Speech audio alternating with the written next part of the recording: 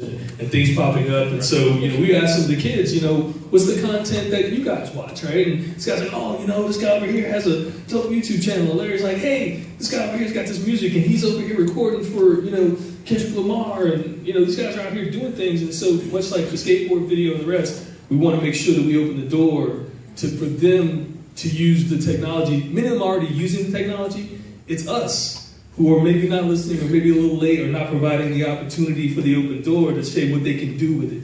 So loud and clear, Kevin and I spent time with some kids. We sort of have to force them to show us their work, but the minute they open up, then they can give us some. Just a quick note, I have a network, it's called Clue, Children Lead Us Networks. It's where children produce direct #market for companies, products, and celebrities that they want to support, that they feel that the mothers in the community can give back. So the children choose the voice, what products come to them. You know what I'm saying? What celebrities they want to sponsor, who is positive in the community. And the mothers get that power back, the feminine energy get that power back because they lost that power a long time ago. So it's like bringing them back together, So that's a network that I would love to broaden with you guys. And the children own the network and the community owns the network, so I don't own it. I can't make a decision until the children make a decision, the mothers make a decision, the community makes a decision. I can't one man change one thing, you know what I'm saying? Because it's not me, it's running through me to them. So that's, yeah. Can I just say that one of the reasons for this whole project is that, and this is the vision that Victor had, is that he wanted, there was, as we were mulling over this thing, trying to come up with names and trying to come up with models, and then Victor would say, wait a minute, that sounds too, too corporate. We don't want that. And so one of the things that we wanted to make sure that it fell in line with the youth.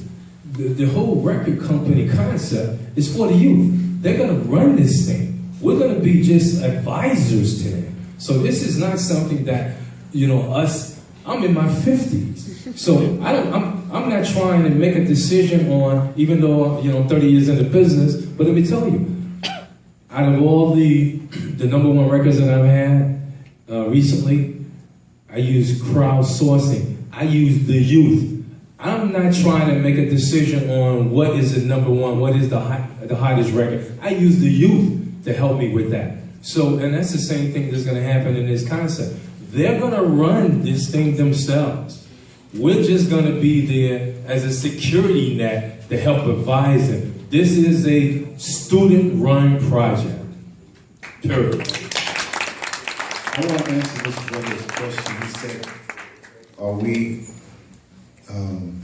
how do we know what young people want to know and learn and how they want to grow? And my answer to that is I've never met a young person who was afraid to express what they wanted. So, and they're open like that because that's just how their world exists. But the other important thing is that I think we need to be cognizant of is that there is an inherent feedback that occurs when knowledge is being shared. Because these young bucks right here, they don't mind staying up to 3, 4, and 5 o'clock in the morning. I want to go to bed. And so they have a different kind of knowledge. So we need to be aware of the knowledge that we gain by engaging with them, which makes us more prepared to serve. And so if we're really open to the fact that you're just there to maybe crack the door and you don't have to stand guard, then you will acquire a whole other level of knowledge that makes you more prepared to serve and do it efficiently. And so we need them just as much as they need us, probably more.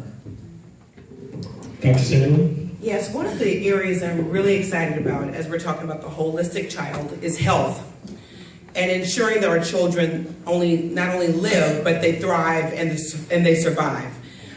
Particularly in our areas where we have children who've eaten hot Cheetos for breakfast.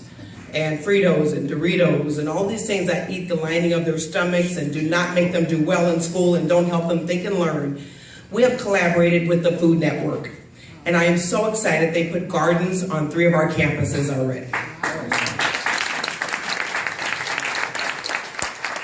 So with the help of Gianna De Laurentiis from the Food Network and Everyday Italian, that's her show, she's actually put on with William Morris, as well as other partners like the Kitchen Community, as well as with Enrich LA, has brought gardens to my school, to the middle school, to the high school, and they are just excited about reaching out to all of our schools. But the children own it.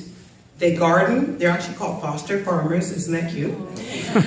They're out there and they're farming, they're harvesting, they're creating, they're making. And actually this past Saturday, the parents were there learning how to cook from the garden, making kale.